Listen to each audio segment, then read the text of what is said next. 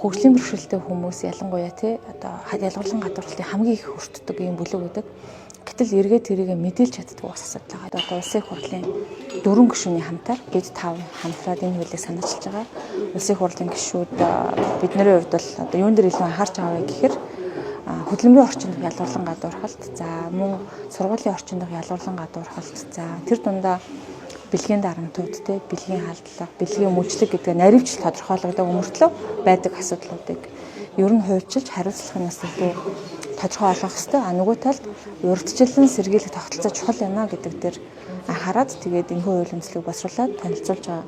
Нэр томьёоны хувьд нэлээд хідэн нэр томьёо шинээр одоо орж ирж байгаа. Жишээлбэл бид нар бэлгийн халдлага, бэлгийн дарамт, бэлгийн хүчрүүл гэдэг ялгаж залгаж байгаа.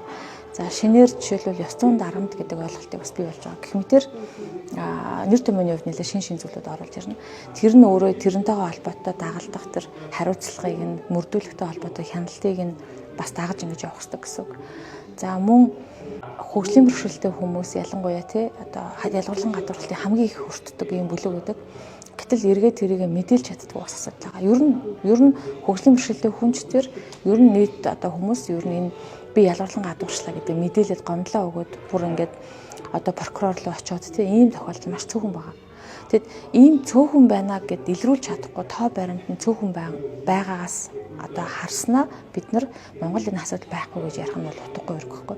Зүгээр л бид нар илрүүлж чадахгүй л байгаа болохоос биш нийгэмд энэ бол бүр аягүй хөлцсөн байна. Хүнийг гадаад төрхөөр нь өндөр намаар нь за дээрэс нь гарал үүслэр нь улс төрийн үзэл баримтлаар нь хөгжлийн бэрхшээлээр нь насаар нь хүүсээр үнийг ялгарлаж байгаа шүү дээ.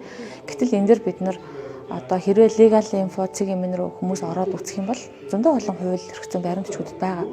Гэхдээ илүү дандаа тунхагийн шинжтэй буюу тэгж болохгүй гэж заачсан байгаа. Хэрвээ тийм үйлдэл гарвал яах юм? Ямар арга хэмжээ авах юм гэдэг дээр болохоор яг зохицуулт нэг ус суулчаад байгаа байхгүй.